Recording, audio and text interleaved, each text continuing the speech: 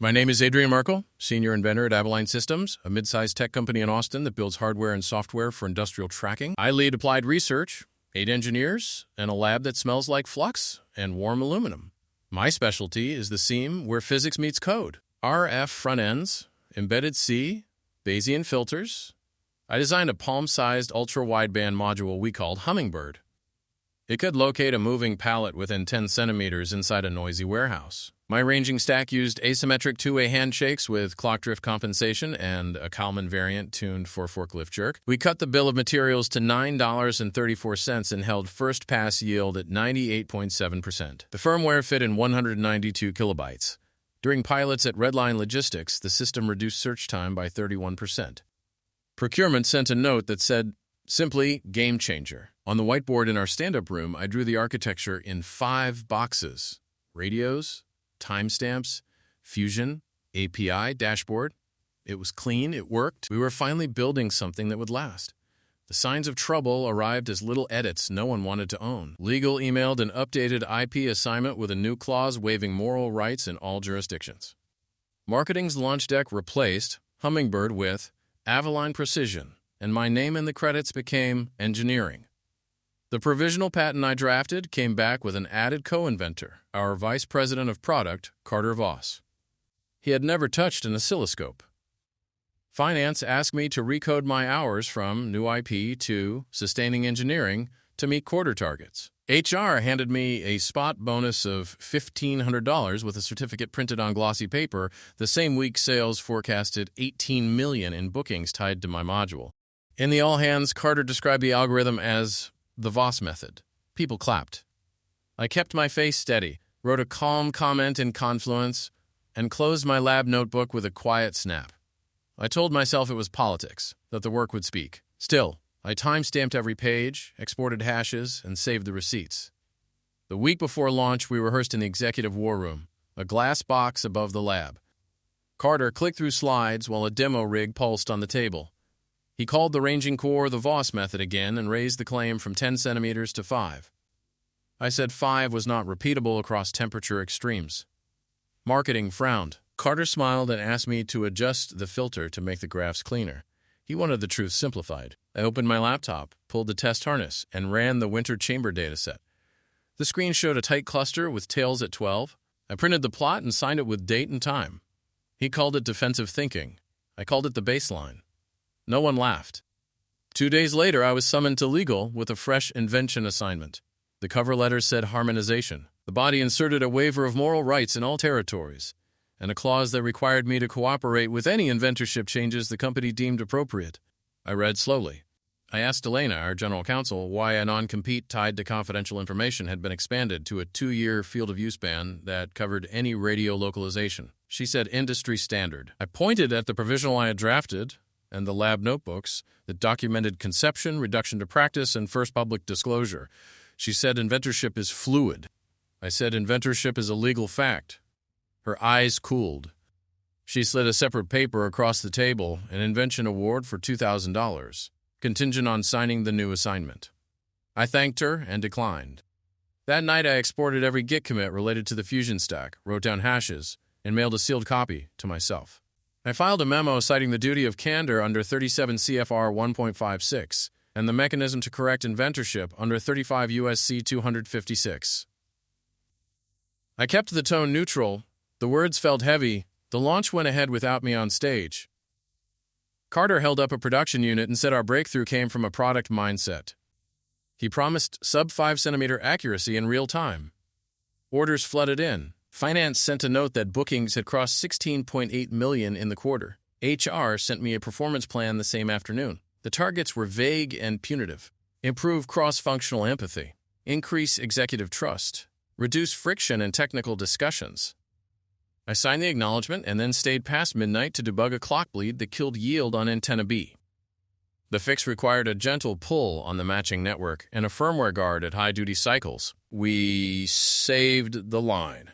Carter posted a victory thread on the company channel and tagged 3 managers. My name did not appear.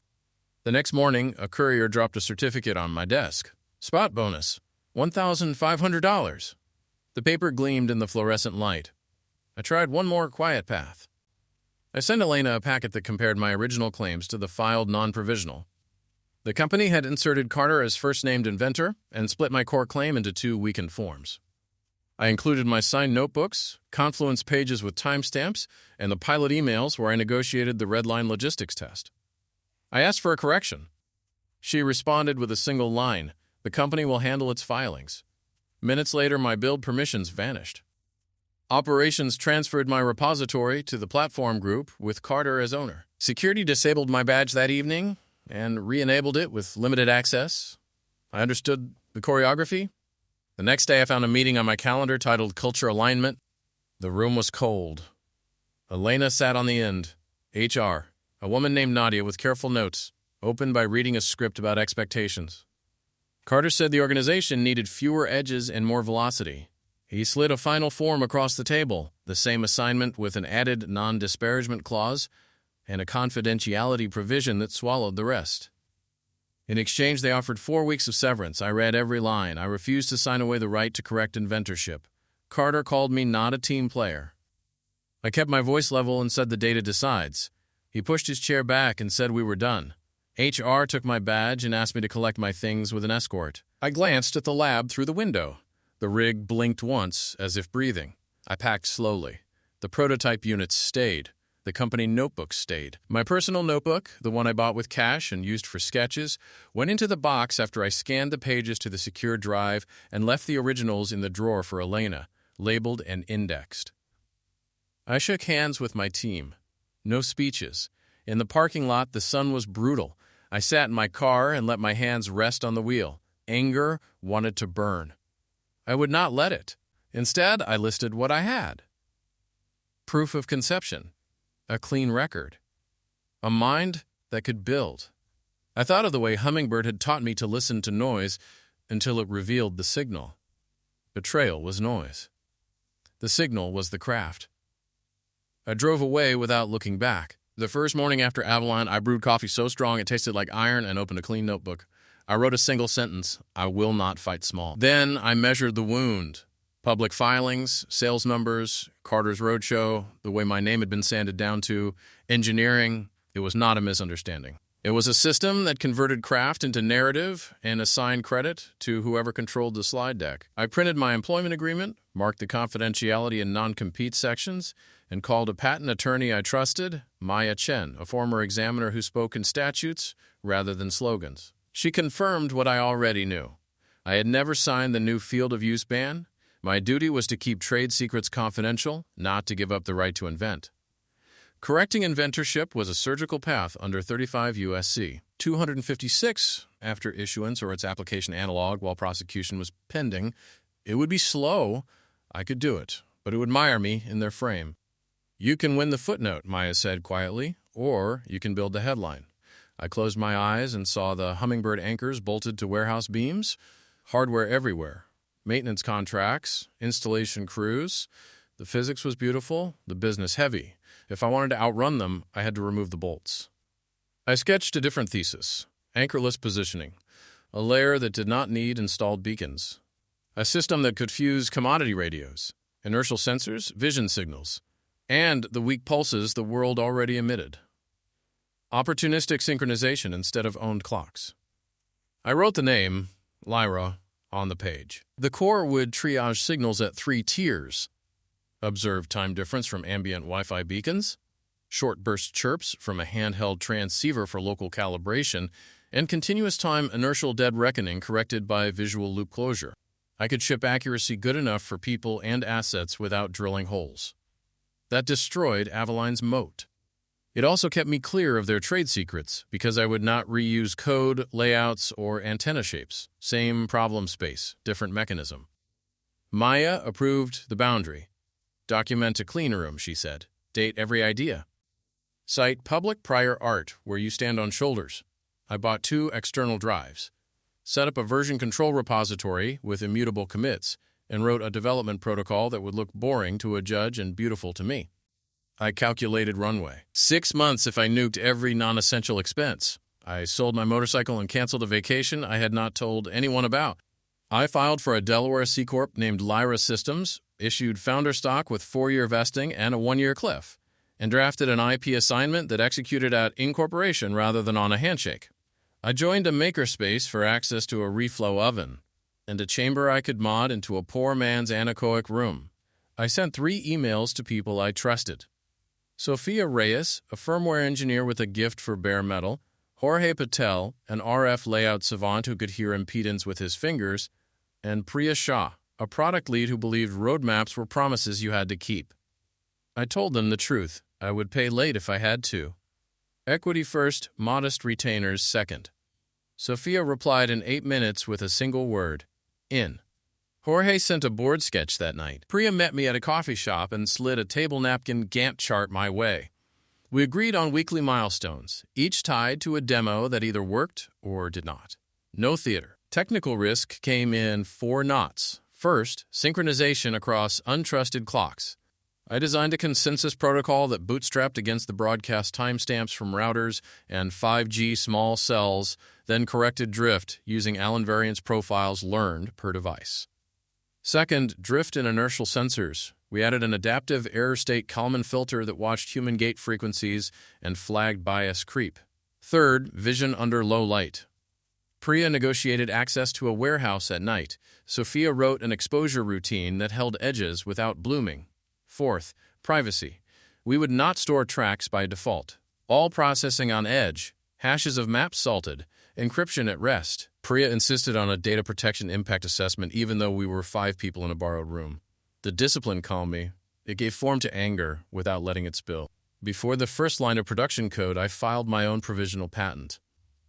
Title: Anchorless Hybrid Localization via Opportunistic Synchronization and Multimodal Error State Fusion. Claims focused on the triage pipeline and the consensus drift correction rather than any one sensor. I cited open literature, public standards, and my own analysis. Maya reviewed and tightened the language. We pushed it that night and paid the fee. At dawn, I sent a notice of inventorship concern to Avaline's counsel. It was not a threat, only a record. Dates of conception, reduction to practice, documents in their possession, the risk to patent validity if inventorship remained incorrect. I kept my tone dry and professional. Their reply was an auto-acknowledgement. Good. I put that matter on a monthly tickler and returned to the work. For market validation, Priya lined up 6 conversations across 3 verticals.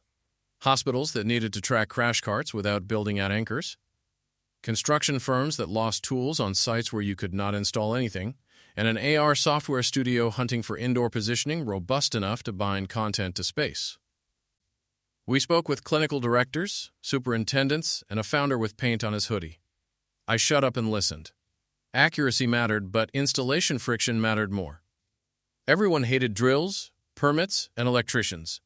A price under $20 per device for dual-band radios with energy harvesting made eyes widen.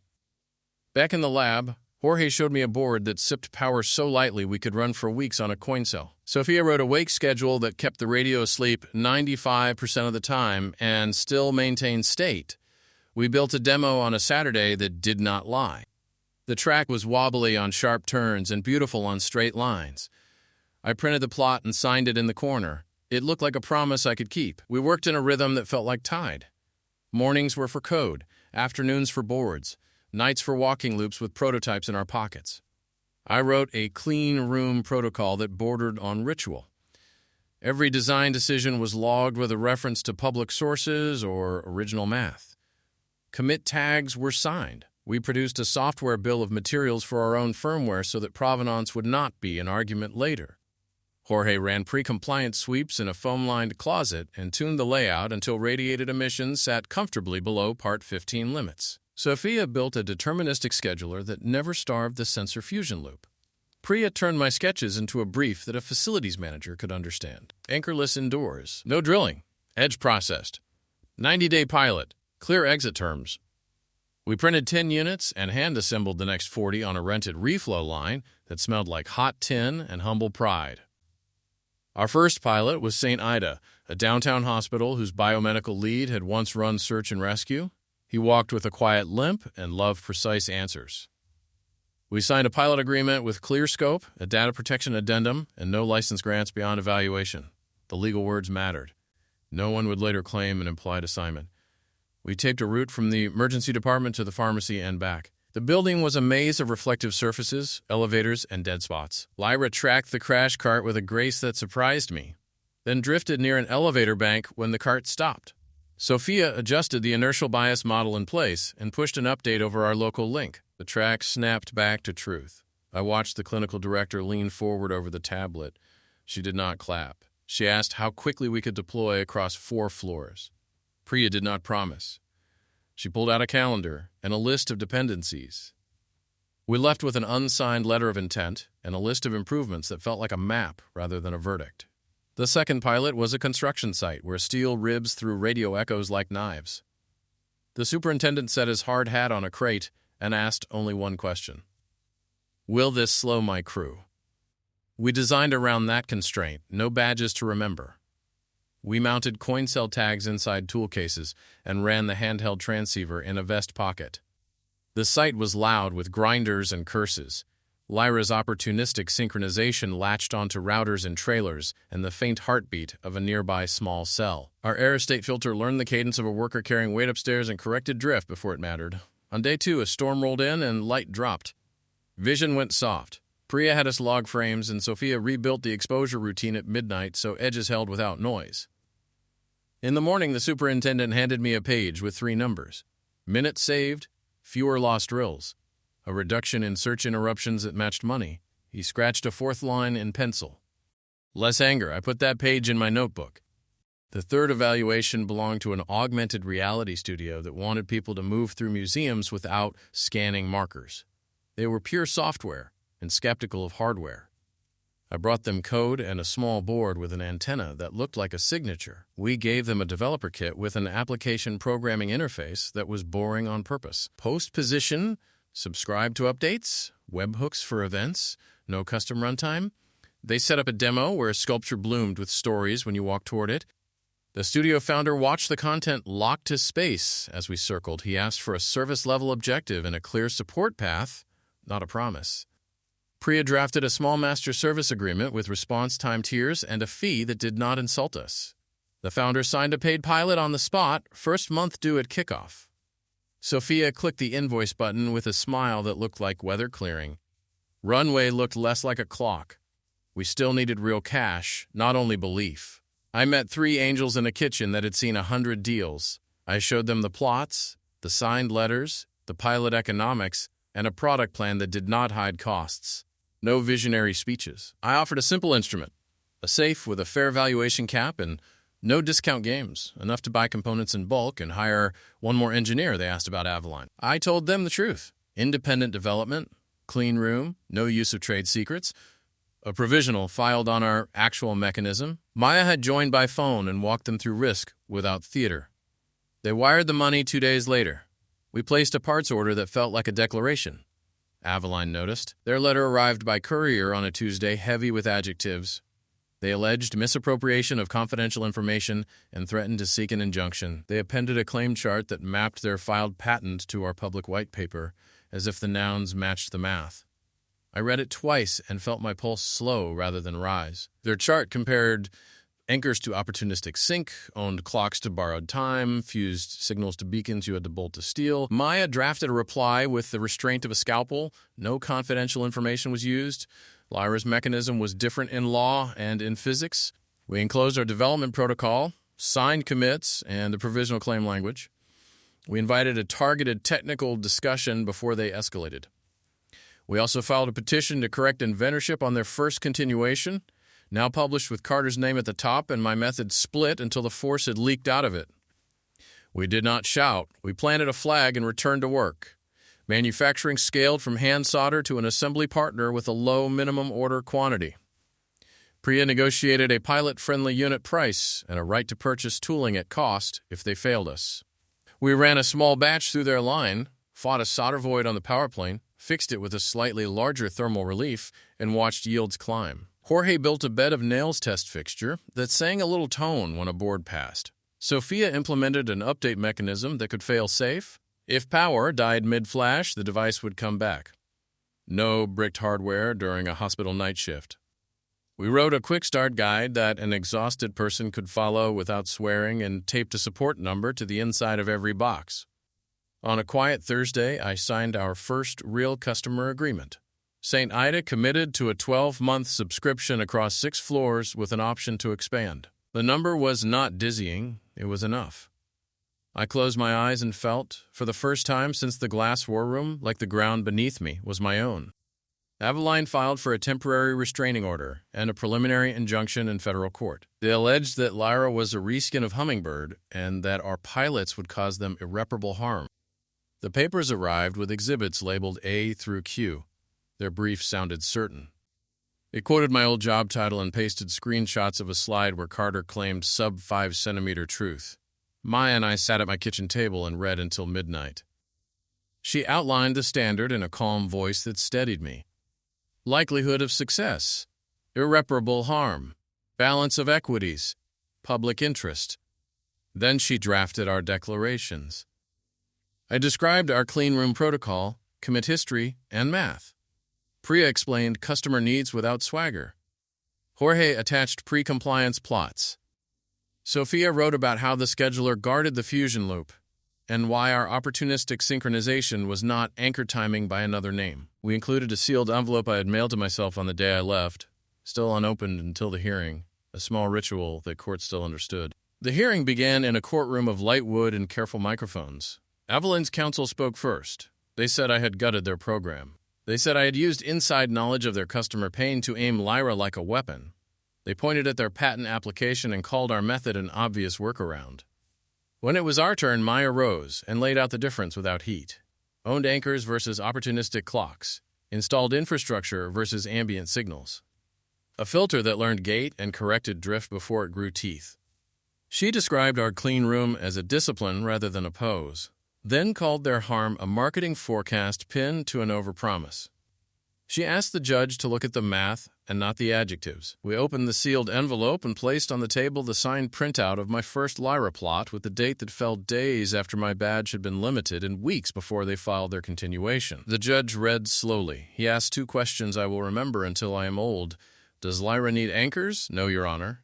Does Lyra use code or layouts from Avaline? No, Your Honor. He denied the restraining order on the bench and took the injunction under submission. 3 days later, his order arrived. Denied. The differences were material. Their showing on misappropriation was thin. The balance favored letting a young company live. I sat on the floor and exhaled for the first time in months. What followed did not feel like a movie. It felt like work carried in open daylight.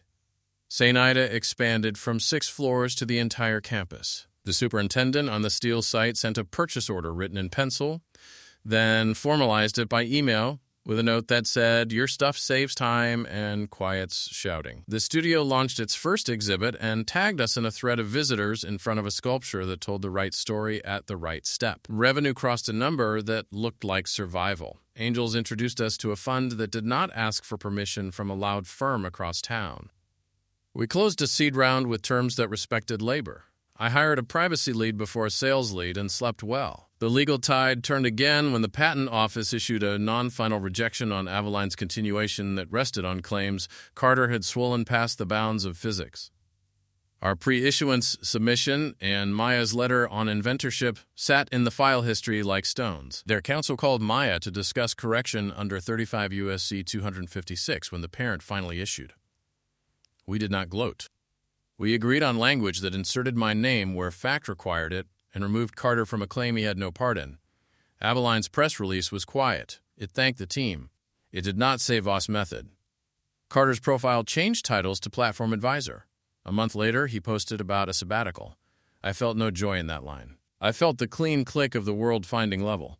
Our inflection point arrived when a national hospital network issued an RFP for anchorless indoor positioning across 20 sites. They wanted privacy by design, no third-party tracking, and accuracy that did not promise miracles.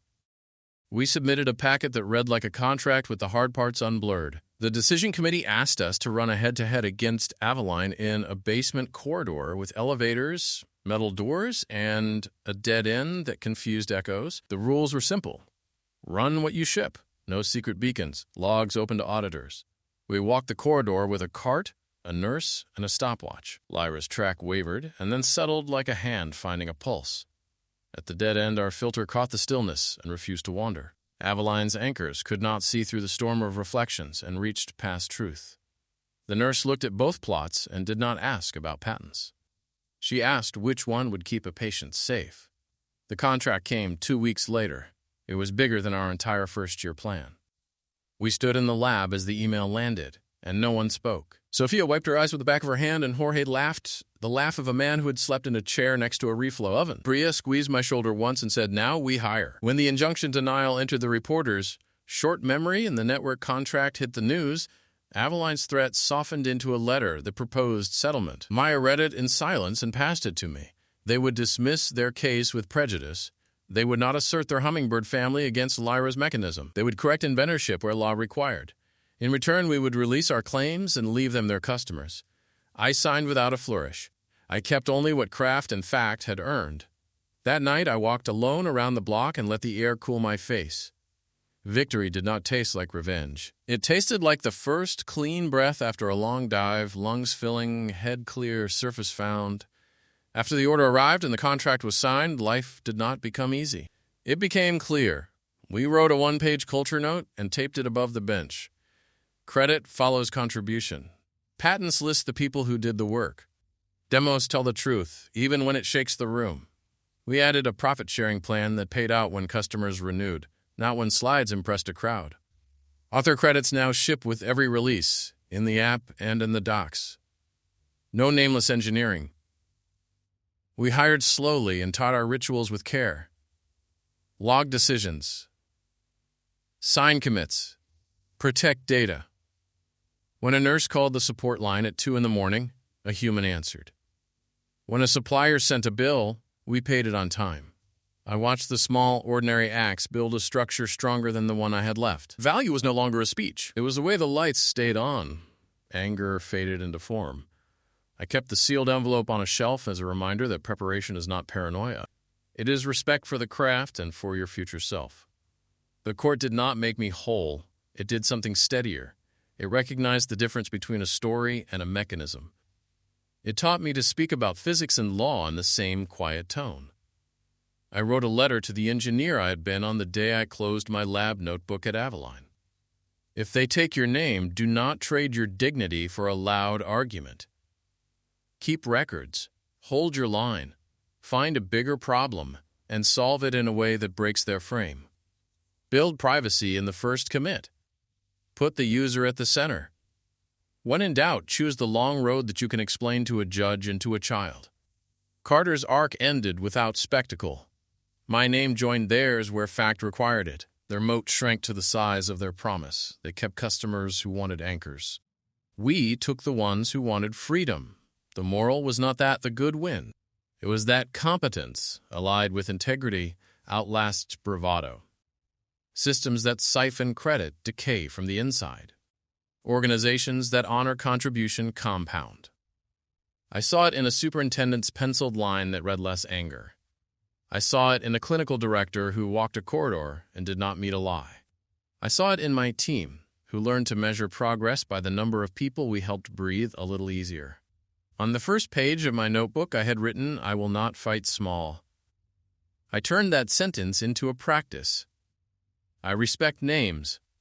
I pay for truth. I ask the world to judge us by logs, by uptime, by the quiet relief of a problem solved. Then I put the notebook down, checked a build, and went back to work.